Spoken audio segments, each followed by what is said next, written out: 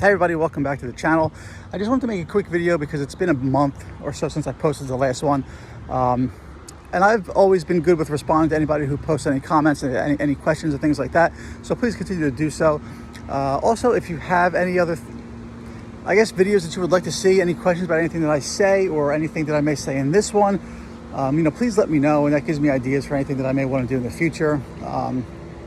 Obviously, when I made this channel, I just wanted to help people out and talk to them about what I went through and symptoms and experiences that I had and sensations and doctor visits and fears and all those kind of things, just to let people know that they're not alone in what they're going through. And even though you may feel like it's the end of the world, or your situation is worse than other people's situation, at the end of the day, I think that most of everybody's situation is the same, as long as there's nothing underlying, as long as it's just anxiety that's the underlying cause for all this kind of stuff.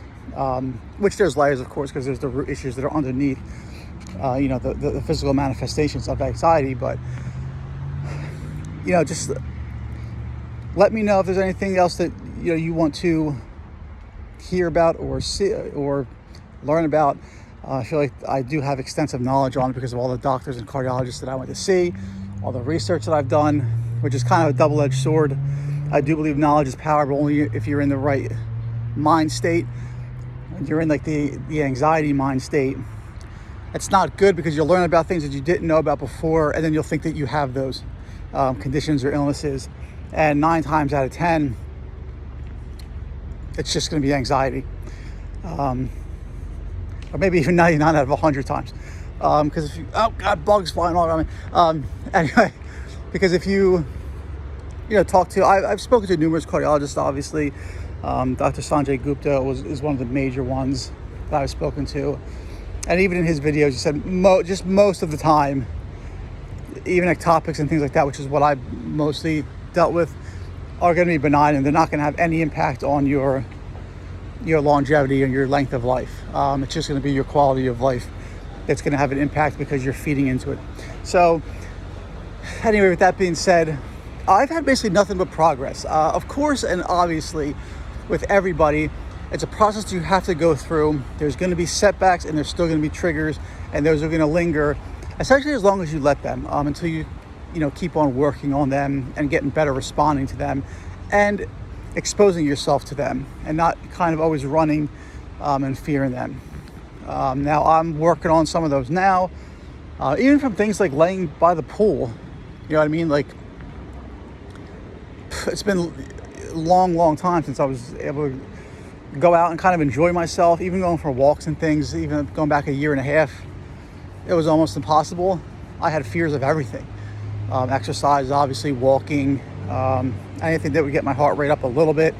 I got to the point where even like getting out of bed, rolling over, just doing like the tiniest of things would frighten me, because I would just focus on my body and focus on sensations, and I would feel everything. Which, becoming that hypersensitive and hyper-focused, also something that is just going to take time to move on from and get over, because there's still times where I do it. And there's still times where I catch myself doing a lot of things and have to kind of, reel in my thoughts and reel in anything negative that might automatically pop in. Because when you've been programmed to think negatively for 30 years, or however long you've been doing it, it's just that, that's just, who you have become at that time. Doesn't mean you can't change that, obviously. So that's what I'm trying to do now, is whenever something, and I'm definitely better and getting quicker at catching negative thought patterns and things like that. That's just trying to self-sabotage and bring myself down, like I'm the 1 in a million or so who can't change certain things, that I'm not exactly happy with or whatever. But that's just a work in progress. I still have triggers. I mean, when this whole thing started for me, it started off with the chest pains and the ectopics and the panic attacks, and especially nocturnal panic attacks is when I would have most of mine. A few during the day for no reason, and then mostly I would just wake up and my heart would be pounding, And which, I mean, I don't know if one's scarier than the other, but just waking up and feeling your heart pounding is kind of a weird thing, because you wake up and you're supposed to be rested and relaxed and calm, right? But I don't know if I would suppress so many things or hide so many things or think about so many things, being like an over analytical person, someone who's constantly going back and thinking, I could have done this, I could have done that, what happened here, what happened there, replaying things in your mind. It just builds, I guess, until a point where it just kind of overflows. And as somebody who was afraid to do a lot of things, exercise, walk in the sun, heat, like all that kind of stuff, there was just no burning off of any kind of energy and nervous arousal or any kind of anxiety. So it started off with the chest pains and the panic attacks, and especially the ectopics. When those started to happen, that took over and that took a hold of me. And I know a lot of people go to doctors and cardiologists and they're told that they're fine. And it's like you can't accept it at first, because you go home and they're still there and you just can't help but think like they missed something. And that's going to be most people, in my opinion. I think it's the minority of people who can go to a cardiologist and get checked out and say like, oh, they're benign, it's just nothing. You basically, like, you don't even have more than the average person.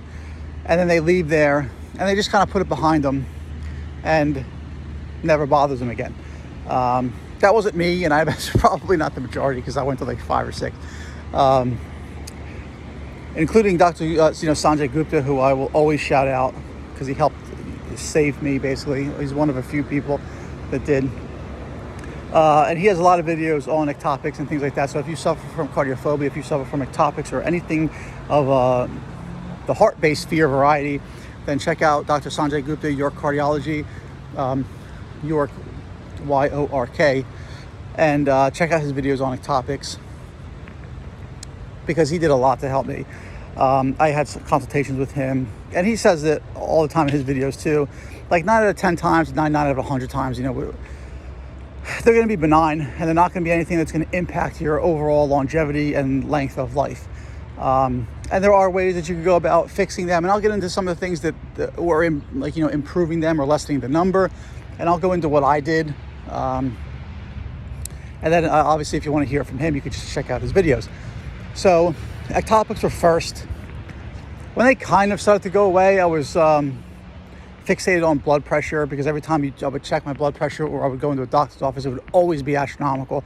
Every time I went into a cardiologist, they would take my blood pressure and do, oh shit, well now we got to do an EKG because your blood pressure and your heart rate's through the roof. And I have it's not even white coat syndrome. Like it's beyond that. I don't want to say white coat hypertension or whatever. I mean, the minute I pull into a parking lot, I can feel it. Even now, when I would never say that I'm totally over it, but I'm definitely on the path to that. Which I think, be honest with yourself, is also something that you need to do, to recognize where you are and the progress that you've made, and how far you've come, but still that there work needs to be done. You can't go back to the same lifestyle and the same mistakes that you were making before, in hopes that you don't fall back into any kind of negative patterns. So even turning into parking lots used to get my heart rate up. I would feel it start to pound, and even now, when I go to a doctor or a cardiologist or anything like that, my blood pressure is still fine because of the other steps that I've taken. So even now, if I'm anxious, my blood pressure can be 120/80. So it might even be better than that when I'm calm and relaxed. But then it went from blood pressure to heart rate, and the heart rate. I'm going to shout out Trey Jones. I know if somebody just stumbles upon my channel and they haven't seen videos from Trey Jones about heart rate, resting heart rate, things like that, heart rate related to anxiety, check out his channel. I worked with him. I had consultations with him also. I had consultations with him, everybody, and I've seen everybody, the anxiety guy I've spoken with too. It was miserable. But check out his videos, and he talks about this in detail. And to make a long story short, basically, it's just like you're just always in fight or flight. You're always kicking off those stress hormones and those stress responses in your body. And you're always just flooding your system with adrenaline and cortisol. You're always anxious and worried that something's going to happen, or what if this happens, what if that happens, and your overactive mind.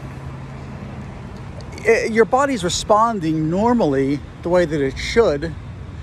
It's just that your mind is giving it all these fear-based like signals and thoughts, and it's quicker than you could snap your fingers. Like your body's already going through the processes, and when you're overly sensitive to it, it just doesn't take much. And that's why a lot of people also talk about you could be doing nothing, and all of a sudden you could, feel your heart. Or it gets a little bit crazy, because there are times, even still now, I could be sitting around not doing much, and I could still just focus in on myself, like focus in on my chest, focus in on my heart, and then I can start to feel things, and then I can start to feel my heartbeat, and things like that. Even though I don't want to anymore, I want to put that thing behind me too, because I've been checked out numerous times by numerous cardiologists on numerous testing from different cardiology groups, and everything has always come back fine. But I still get hung up on things. And mostly because you check things on your own, say blood pressure, and every time you check it, you're anxious, and it's almost, I guess, like an anticipatory. Like you could be doing okay, but the minute you think about it, the minute you want to check it, it's already starting. The process has already begun. The same thing with the heart rate too, as that's really the last thing for me that really I'm trying to work on, take steps toward now. Is the only time you check it is when you're thinking about it, or when it's already a little bit higher because you're anxious or you're overthinking about something, and then you put like a pulse ox on, or then you check your pulse or whatever, and by the time you're doing that and looking at it, it's just going to go, it's going up, it's going up, it's going up. There are times when I wasn't even worried about my heart rate, when I wasn't even thinking about it, that I put a pulse ox on like later in the evening, maybe 7, 8 o'clock or whatever, and it was in like the 70s. And then there are times when I'm thinking about it, when I'm anxious about it, I'm putting a pulse ox on, and it's in the upper 80s. And then when you start to look at it, it'll creep up in the 90s, and then it'll hover around 100. And then you just start to overthink it, because you're like, oh shit, it's over 100. It's tachycardia. It's just never a good thing. So once you get the doctor's reassurance, I would tell you, if you need a second opinion, by all means get one, because I needed numerous myself. Before I started to trust a little bit in things. But then just start to work on other areas of your life. If you feel like you have a higher blood pressure, when you look at it and you want to try to just overall bring your numbers down and get healthier, then take steps to do that. If you think that your heart rate is overall too high, your resting heart rate's overall too high, which again, to shout out Trey Jones in a lot of his videos, he talks about this. It's one of the most common symptoms in people with anxieties. You're going to have a higher resting heart rate, because you're always flooding your system with certain things. You're always fearful of something, and you're just kicking off natural responses in the body that are basically just misfiring all the time. You're not in a situation that's deadly. You're not in a situation that's dangerous, and your mind is doing it to yourself. Mind over matter, but it's the reverse. It's mind over matter in a negative way. So he talks about the numbers. He goes into the numbers, so I won't really get into that all too much, but it's just a fairly common thing. And again, you could take steps to reduce your overall resting heart rate, depending on what your lifestyle is like. So, I'll jump into essentially what I've done since I started. So if you're somebody, who just, I guess, doesn't know where to begin in lifestyle, I've said these in other videos. I even offered coaching.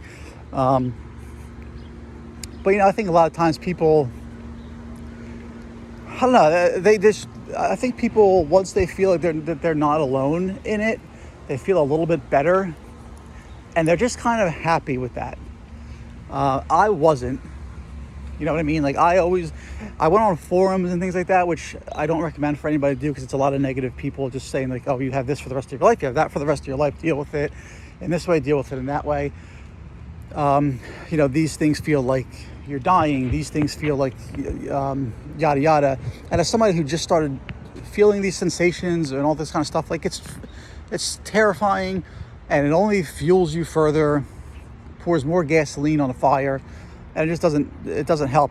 But when I went there, I had a goal in mind, and I wanted to find people who only got over certain things. When it was like topics, I wanted to find people on forums who only got over topics, who had however many that they had when they had them, and then they didn't have them anymore, or had them way more infrequently than they did before. So when I went on the topics forum, I did find one or two people, and I started talking to them, and I actually found one of the people who was essentially one of my very best friends right now, who I talk to all day, every day.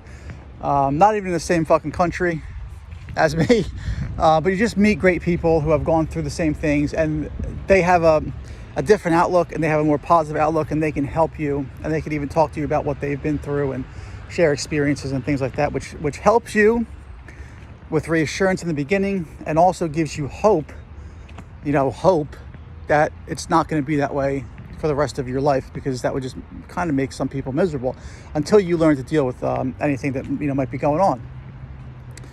So I went through that. Even then, tinnitus came around, and I started to hear the ringing in my ears, and even which I still have, and I'm still working on things to try to get over that, because if you go on forums for that, you'll hear like, this is forever. But if you go to other places, you hear like, it's not. Like, some people have cured theirs by taking X, Y, and Z steps. So, it's all just, you'll hear both sides to every argument. It's all about what you're willing to do and the work that you're willing to put in, and what you're willing to try and implement into your life, and what you're willing to cut out of your life, this, that, and so on. So for me, again, I'm not a doctor. I'm not a dietitian. This isn't medical advice to anybody to tell you this is definitely going to work for you. Talk to your doctors, talk to people that you know, and see if it's something that you might want to implement. So for me, let's start off, I guess, with exercise. A year and a half ago, when like all my anxiety, which was building up for 30 years, I mean, to be honest, ever since like early childhood, I would assume.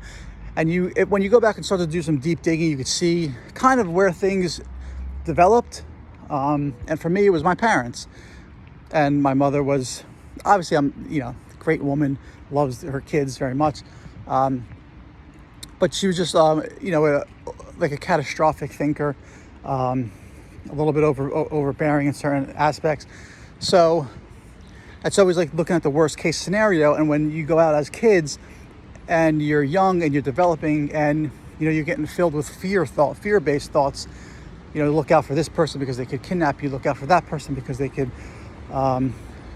do something bad. If you're like a young girl, if you're going out with a boyfriend or girlfriend and you're young, watch out for HIV, and watch out for STDs, and watch out for just always something negative to look out for, as opposed to somebody that's telling their kids, be cautious and be aware of your surroundings and look out for anything that might be going on, but enjoy the time that you're spending with your friends, laugh, have fun, have a good time. I feel like if those two kids were brought up like child A with the overbearing and overly fearful, and child B with be aware of what's going on around you, but enjoy the moments, you know what I mean, make memories already starting at a young age, I feel like child B would grow up as someone who is less likely to become anxious. Now, obviously, there's other situations that go into people's lives with traumas and things like that, but I'm just talking about from a parenting standpoint, because I didn't have any major traumas when I was younger.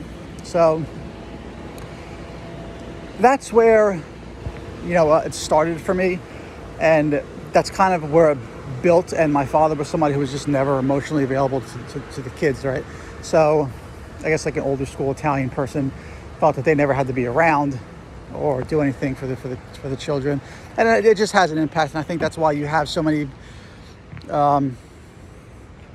cases of anxiety and things like that going on now with parenting and with dieting and with all the stuff that people say is healthy now, just probably isn't.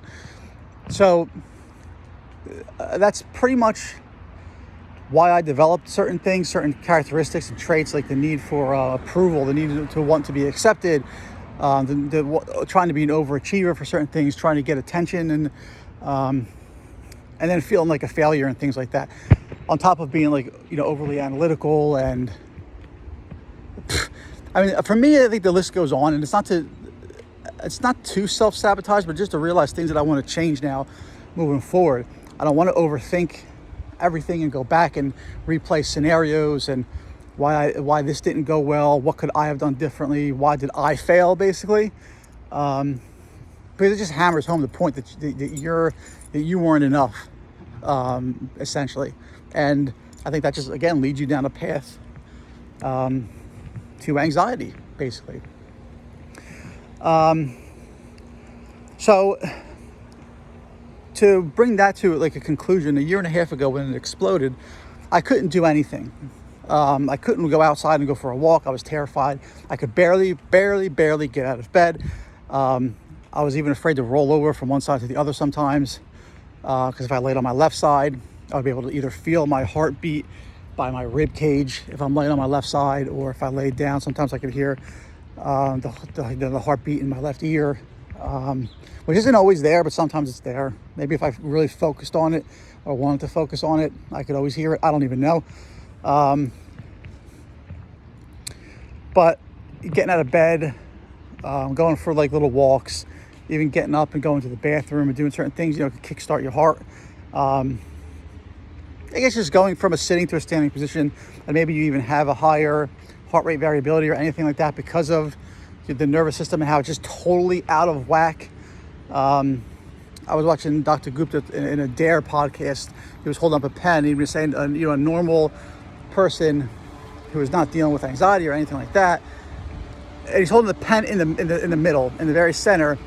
It's like basically when things come along, it takes a little bit more for it to tip the scales, basically, and put you into any kind of a differing state, right?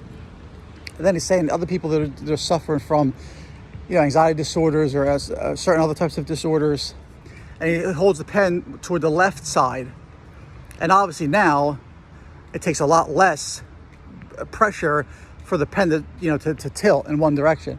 And I think that's what's going on in a lot of cases when people have anxiety disorders. It just doesn't take a lot for your mind or your brain to be like, oh shit, like, something might be going on. And it could be everyday normal things like getting up off the couch, going for walks, things like that. It could just kick kickstart your heart rate and things like that. And then you just overthink that, and then you can continue to fall into that like downward spiral of things. So like I was afraid to do anything. I remember getting an air conditioner because I was terrified of heat, because I would feel like I couldn't breathe if it was too hot, and the air conditioner broke, I think like last summer. So going out and just setting up wires, like just plugging a wire into a wall, I could feel like my heart pounding, and I'm thinking like something's got to be wrong, so you can see that it's very easy, like anything that you do basically, because I mean obviously anything that you do that physically, your body obviously goes through the physiological changes that it has to in order for blood to go where it has to go, in order for your organs to function the way that they have to function. But you just overthink that and think that everything is catastrophic, and the functions that your body's going through are there to hurt you. And then the trust falls, and you don't trust yourself, you don't trust your body anymore. And again, you can see how it just spirals out of control. And I've been there and I've done that. I just think that my body was against me, my mind was against me, I couldn't control anything. It just wasn't one, fully functioning unit, that well-oiled machine thing. So, there you have that. So fast forward to now, and like I can exercise.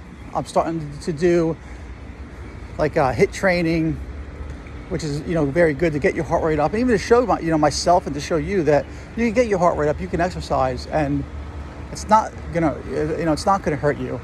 It will go slow back down, and however long it needs to slow back down.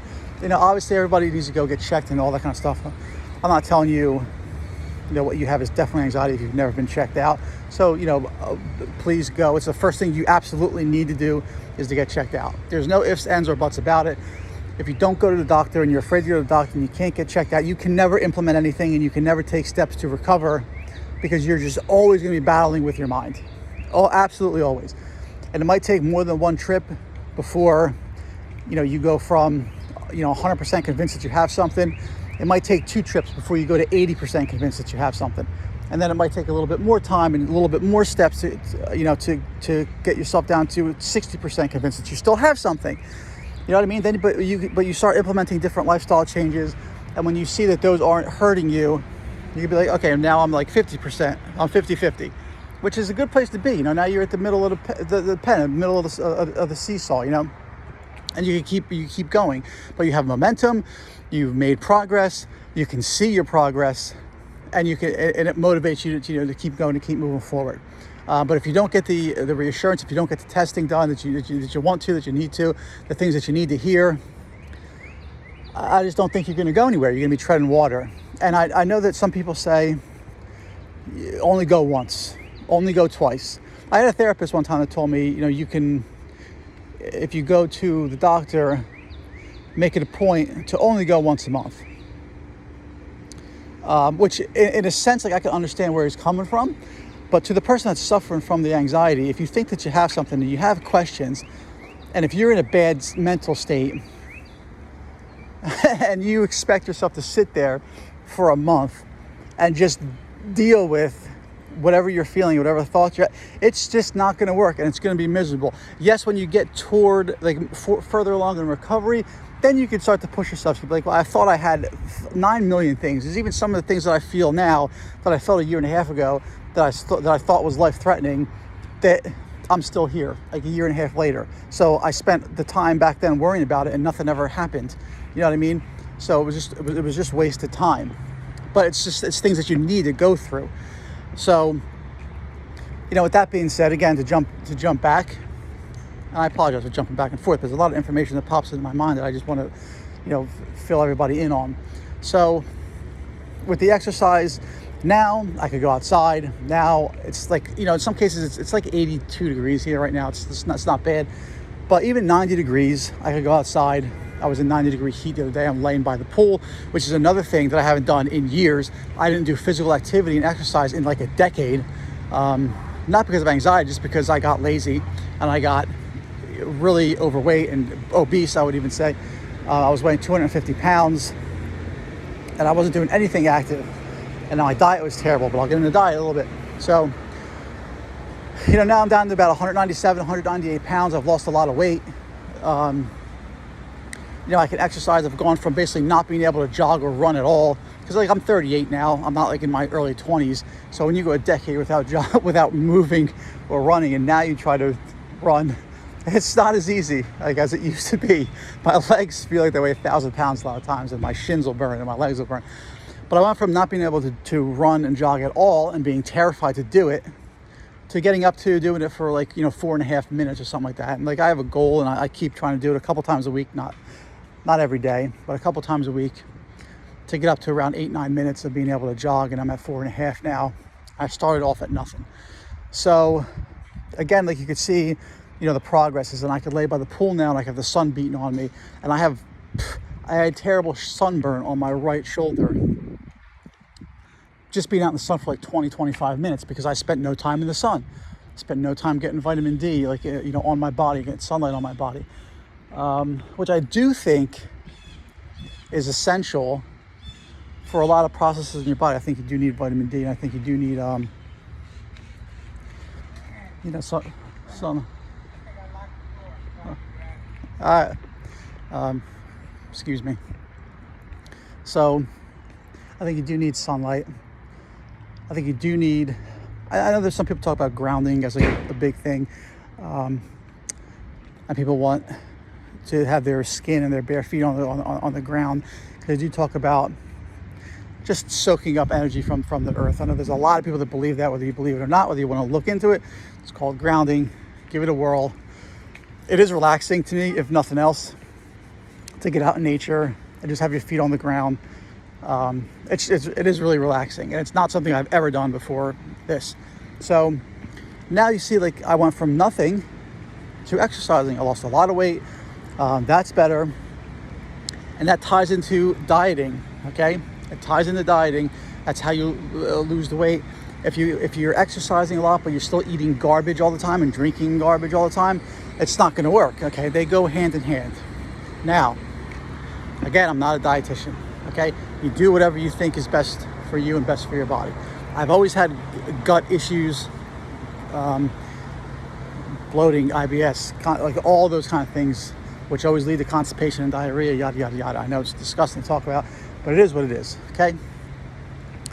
So if you're eating the standard American diet, it is not good. This much I'll say is it is not good for you, okay? If you're eating fast food at all, basically, if you're drinking soda at all, if you're drinking iced teas like Lipton and all that kind of stuff at all, it's not good for you, okay? You should cut it out like as soon as you can, start to lessen it and eat what I would say is whole foods.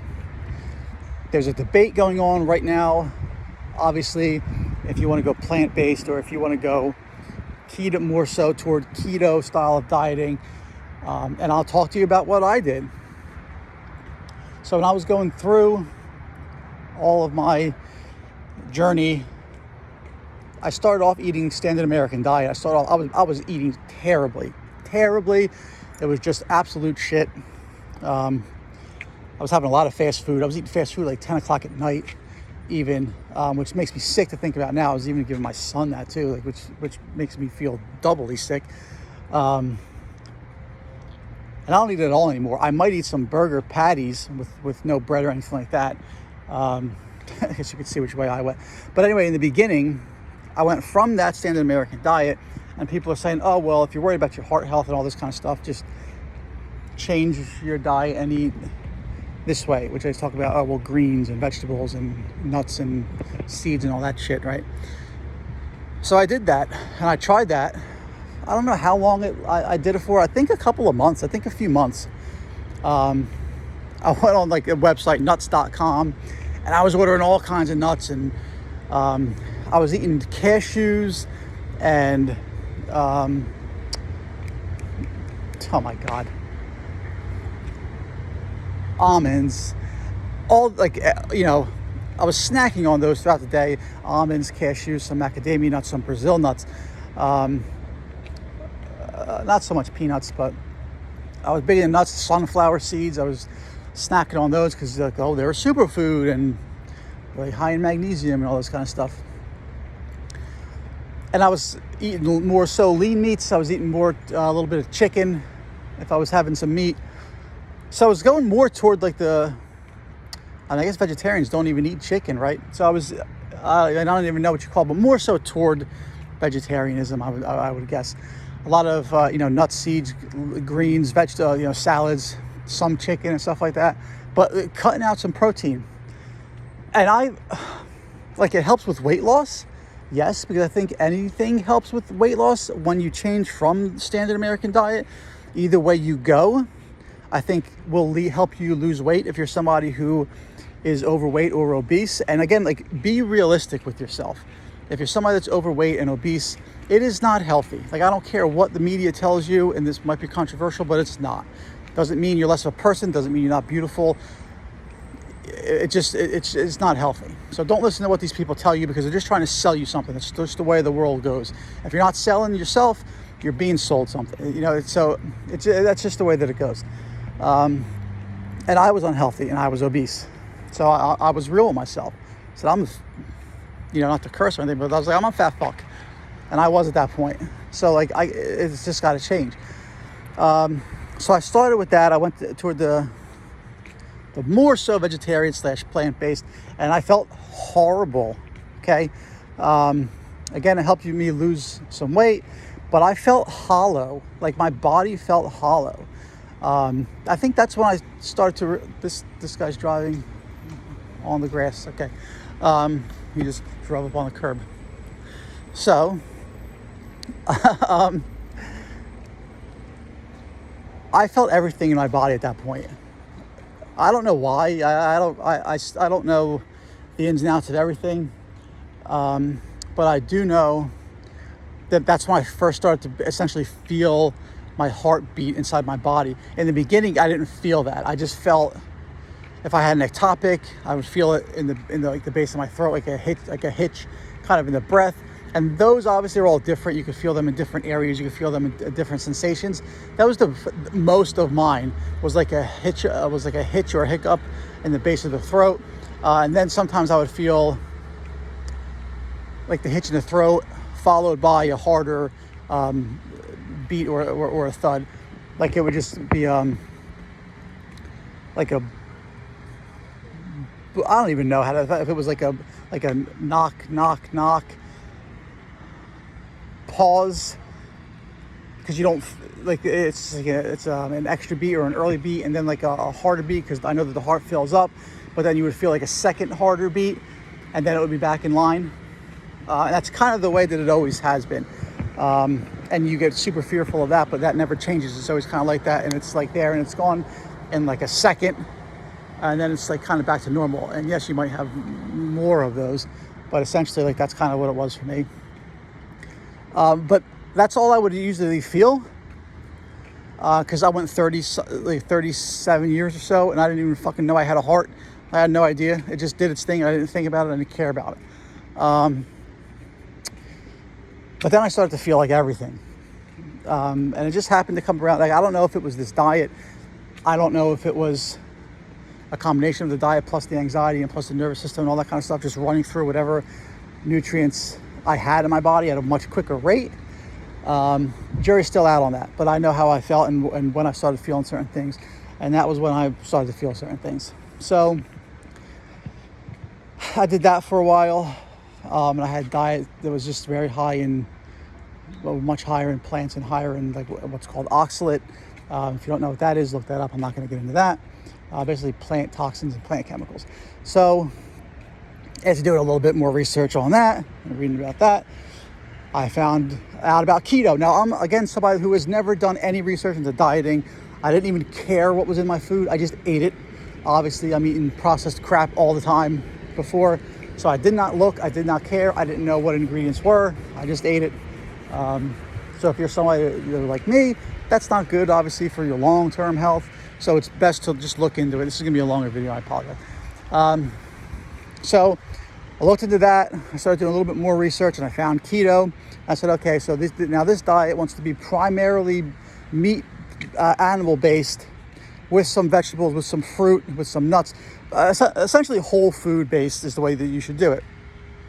I heard somebody say that if you have more than 5 ingredients or more than 3 ingredients in a food that you see in a supermarket, when you pick up the box, put it back on the shelf, because it's not going to be good for you. And that resonated with me. That seemed logical. I don't think anybody who was living as a human in 10,000 years ago was eating anything other than meat-based stuff with some plants. Obviously, you can't eat it. You can't just walk around outside and just pick plants up and eat them, because you're probably going to die. That's probably not the best idea for you, and not walking around just looking for nuts. So I was thinking that they probably are eating an animal-based diet. It just seemed natural to me. So I did research about that. I was looking into that, and I started to try that. And to be honest, that is when I started to feel better. Now, I'm not bullshitting. I'm not going to have any link in my description. I'm not selling you anything. I'm just talking to you about my experience. That was when I started to feel a little bit better. That is when I started to feel a little bit more in control and not as spirally. And then I think just things started to kind of, pick up and progress from there. And now I still do that, and I'm even more strict about it than I was before. Now, for me, I mostly am eating animal-based products. I'm mostly eating meat, eggs, fish. I'll have a little bit of vegetables here and there, not much. I'll have a little bit of fruit here and there, not much. I do not touch nuts and seeds anymore. And for the most part, I don't even eat vegetables. And I'll once in a while I'll have something, but mostly it's meat, eggs, fish, fruit. That's kind of it for me right now. I've looked into a lot of the stuff that they talked about before about cholesterol and all this kind of stuff, and this is just me talking, what I gather. If you're an otherwise healthy person, and your cholesterol goes up, but every other health marker that you have is good, that doesn't really matter. Everything's kind of taken in context. And I've seen that with myself. So when I had first gotten blood work done, I guess a year and a half ago now, I had a lot of things that were high. My sugar levels was high. It was still in the normal range, but it was like 100. I think my blood glucose was like 100. And they say if it's like over 120, you're diabetic. So if anything, I guess I would say that I was maybe pre-diabetic. I don't know what other markers were at the time because they're just not, they're not tested.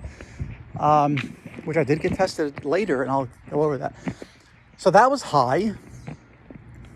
Borderline, I guess, pre-diabetic or borderline diabetic at some point, because again, I was weighing 250 pounds and I was eating a lot of carbs, a lot of sugars. And if you don't know, when you eat carbs, once they go into your body, they turn into sugar. Okay, so it doesn't matter in what form you eat it, it turns into sugar, right? So you can overdo that very easily. If you're eating like a high carb diet, but you're not watching anything else, then you have sugar on top of that, and refined sugar, which is terrible. It piles up quickly, and it turns into fat, and you start to burn sugar instead of burning fat. So it's just like it totally changes your body, because there's different modes in which you can burn fat. I'm not gonna get into that, but if you want to go down that rabbit hole and learn about that kind of stuff, you obviously feel free.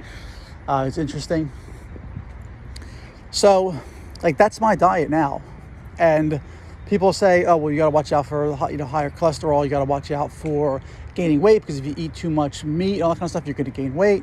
And I had a calcium score test done too, and that was 0. So it's I don't have to worry about that. At least at this point, I could test this out. I've come across people who have done it for 5 years plus, 10 years plus, and they still have calcium scores of 0s. So that's not really that big of a worry for them, which, mainstream people will tell you that is your worry, and these people are fine. So, I've been fine there. I've obviously continued to lose weight, because I've been doing this for, I don't even know how long now. It's got to be at least 8 months. And I've gone from 250 to 197, and I can exercise now. I've been losing weight. I've been lifting weights now, trying to put on some muscle too. And I probably don't even eat enough as I should or could, because of fears that were put into me, because I shouldn't be eating this way. But I know what made me feel better. I know what started to make me feel better. I know what gave me more energy. I know, again, in the beginning, it'd be like this, all day. I'd just be fucking exhausted. I did also have sleep apnea, which was undiagnosed in the beginning, so that could have led to it also. It also could have led to the ectopics being more frequent, because I was always kind of tired and running on fumes and burning through whatever nutrients I was having. Plus, eating more of a vegetarian diet, you're not getting as much of the nutrients as you would on another form of dieting. These are all facts. So, that could be why I was feeling them and having them a lot more often. Now, I still sometimes get them, but it is way more rare and infrequent. So if you're somebody who is healthy and you want to try a different way of dieting, maybe something that did work for me, if you want to give it a shot for a month or so, give it a whirl. Go more animal-based and check it out. You're not going to do any irreparable damage in a month, but see how you feel. Again, for the ectopics, I might have one or two a month. They still piss me off. They still suck to feel. But shit, I will gladly sign up for 1 or 2 a month for the rest of my life, as opposed to waking up in trigeminy or whatever the hell I was in when I had to go to the emergency room, because it just kept skipping beats, and it was fucking the worst morning of my life. I will sign up right now in blood for 1 or 2 a month for the rest of my life. When I was having, a couple hundred a day before. So you tell me, if you don't believe what I'm saying, if you think he's just saying this, he's just saying that. You tell me why I went from a couple hundred a month to essentially 1 or I'm sorry, a couple hundred a day to essentially a couple a month, if that, and why everything else improved. So, again, this is just my story. So yeah, that really takes care of the dieting part, the exercise part, the sleep part. You obviously heard a little bit about. I just touched on it. I had sleep apnea, so my sleep wasn't good. It was terrible because I was weighing 250 pounds. If you're somebody who is overweight and you have ectopics, I think it's a good idea, along with getting the heart checked and all that kind of stuff, to get your sleep checked. You might have undiagnosed sleep apnea. You might not be getting restful sleep quality, and if that's the case, that could be leading to why you have more ectopics, if you do suffer from ectopics. Dr. Gupta also has a video about that and lifestyle. So I'll also say, before I touch on that, if you're drinking like alcohol, it does nothing for you. It doesn't offer you anything. Yes, it could take an edge off or whatever, but so can changing your lifestyle. And it's much more manageable and it's much more healthy long term. So, again, my recommendation, obviously you can do whatever you want to do with your life, is to cut out the alcohol, at least for now. Cut out the cigarettes for sure, if you're smoking, because just obviously that's never going to be a good thing. Alcohol, if you have a little bit here and there, I don't think it's that big of a deal. I would obviously recommend that you don't do it, but cigarettes, obviously, get rid of. Fast food, obviously, get rid of. It's just not good. Although I would say that, say like Burger King or something like that, the way that I eat, I will order burger patties because it's 100% beef, and I'll eat the patties. I just won't eat a bun. I won't eat any fries. I won't have a soda, or I'll just, like, I've had nothing but water for like 2 years. I don't miss soda anymore. I still sometimes have carb cravings because I still eat some carbs, like pizza and things like that, but it's not daily. It's maybe twice a week, like maybe once or maybe a few days a week, if at max. But for the most part, I don't even eat it. But the more you put in your body, the more you're going to have cravings, and the less you can go without eating. That's why people put on weight. You just constantly are craving food. I used to have to eat every 3-4 hours. I had to eat. Otherwise, I would feel like my blood sugar would drop and I would feel dizzy. This is even before I felt anxious. And then when I felt anxious, it was even worse because I was depleting my body of nutrients because I was constantly going into fight or flight mode. I was simulating, myself being in a dangerous situation, having to run away or fight and, burn through more of the fuel that's in my body. And I didn't even have it anymore. So that's why, feeding yourself with things that aren't essential and things that aren't really nutrient rich is just not good for your body. So yeah, there's that. So now back to sleep. If you're somebody that has never gotten your sleep checked, get it checked. If you have sleep apnea, it is reversible most of the time just by weight loss. So it is another lifestyle thing that can be improved, which can help you get your life back in order, make you feel more in control. You're rested, you're ready to take on the day, as opposed to just slugging through it, needing coffee and medications and caffeine, which I think is also bad, because if you drink caffeine, it lasts in your system for like 10, 11 hours. And it's also going to up your heart rate too. So if you're somebody that has cardiophobia, but you're drinking coffee and caffeine and energy drinks and iced teas and coffee and tea and all that kind of stuff, it's not good, because you're not doing yourself any favors. You're increasing what you're fearing. So it doesn't make sense now when you think about it, right? So get the sleep checked. It's fixable. I think I had it. I was using a CPAP machine for a long while. Now I'm obviously 60 pounds or like 55, 60 pounds lighter. I don't even use the machine every night. I haven't gotten my sleep checked again yet, but I definitely sleep longer. My sleep is still interrupted, but it's been that way for 15 years plus. I'll wake up a couple of times a night, but that could still be an overactive mind. I don't know. But I will sleep for a little bit longer periods of time. I'll have longer dreams. now. So like, I know I'm at least sleeping well enough to hit the dream state. I'm having longer dreams, so I'm getting restful sleep. So I don't know if I still have it and in what degree I have it now. But obviously, I mean, I'm sure it's better than what it was. So, you might be in that boat also. So that's your diet, that's your exercise, that's your sleep, mindfulness, like deep breathing. I feel is very important and impactful as a lifestyle tool. Just to do it multiple times throughout the day to try to just always remain balanced and like always, try to be as close to even as you can, and just to deal with life in general. I don't really think, for me, it didn't work to, I had people say, oh, well, when you start to feel anxious, you start to have a panic attack, start to do your deep breathing. It just didn't work for me, because I was already feeling my heartbeat. My heart was pounding. If I'm trying to deep breathe and be calm, it just made shit worse. It didn't work for me. But overall, as a whole, I think that if you wake up and you do some deep breathing and you're in like a more calm state, it's very good. It's very healthy. If you could picture, your go-to perfect place, your perfect destination, your dream destination, where you would want to live, if you could live, what scenery you would want to have around you. If you could do that in the morning, maybe at lunch, if you're working, if your lunch break in your car, you do that for another 5 minutes. You do that in the evening for 5 minutes. It doesn't take a lot.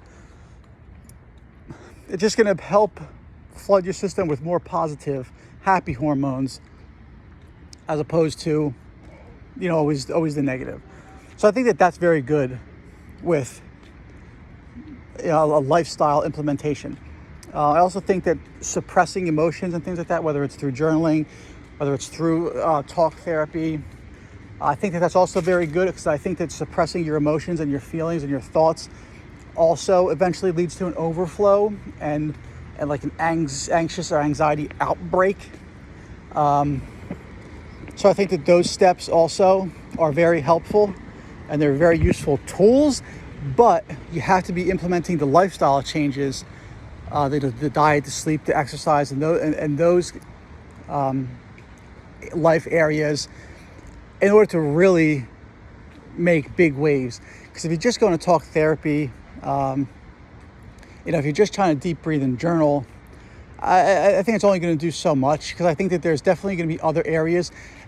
Definitely one of those other major 3 areas needs something improved. I see, like, I am on social media, I'm on Instagram and things, and like, I follow these people who are popular, in some Instagram models and things like that, and a lot of them post about having anxiety and all this kind of stuff.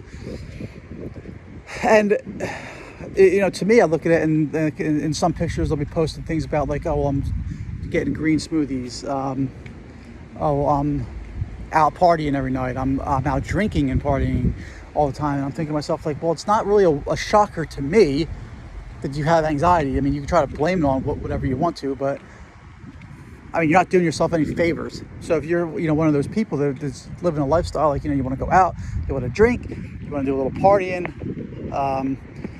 you want to be in like the hip crowd, and you want to, go to fancy vegan cafes and go green and all this kind of, and all this stuff, which to me is kind of nonsense. I don't think you're doing yourself favors. Again, maybe I'm wrong, but I'm only speaking from my own personal experience. And what worked for me and what kind of brought me out of the nightmare. So I think that in life in general, you have to be open to ideas. You have to be open to exchanging ideas and questioning what you believe in yourself, because if you don't ever do that, you're just never going to grow as a person. You're never going to grow as a person. You're going to be stuck in the same mindset, the same mode, the same mentality for your entire life. And I don't care who you are, but you're never right on every single stance. I think that's what took me away from being a political follower and all that kind of stuff. I just think that every single topic, every subject, every issue needs to be approached individually, and you can't just have one single mindset for every single issue. It's just, I think to me it's silly. Like you definitely have your beliefs, and you have like, issues and topics that you feel really strongly about, which is good. But again, the same thing, you have to be able to, express your opinions. You have to be able to, discuss things with other people who might see differently than you. Because I knew a lot of people too who would state their opinions, but when you try to talk to them about the opposing side, it gets into it's just an argument, or they just don't want to talk about it. To me, that's somebody that I would never even associate with, like outside of like a work environment or something like that. I only want to be around people who can help me grow as a person. Who could give me ideas about different topics. I might not agree with them, and you might not agree with a lot of things that I'm saying. But at the end of the day, it might make you think about something. It might make you question things. It might make you try something. Whether that works or it doesn't, who knows? But if it works, I mean, that's phenomenal. That's great. That's what you want, right? I mean, you wanted to start improving. If it doesn't work, then you're no worse off. You're trying new things. You're seeing what works for you. You're seeing what works for your body. So that's, I guess that kind of wraps it up. Other than that, I would say that, friends and relationships too, if you have a toxic spouse, if somebody's always talking negatively, I have this now, even just people, not a negative spouse, but friends who are just negative in nature, always talking down about people, always bringing up negative things and bad things about people's pasts. Just cut that shit out of your life. You just don't need it. It's not going to offer you anything ever. They're always going to try to bring you down for the most part. It's just not something that is conducive for healing, and it's not something that you should just subject yourself to. If a spouse is treating you bad, believe me, you can do better. Don't get complacent with mediocrity, or don't get complacent with negativity.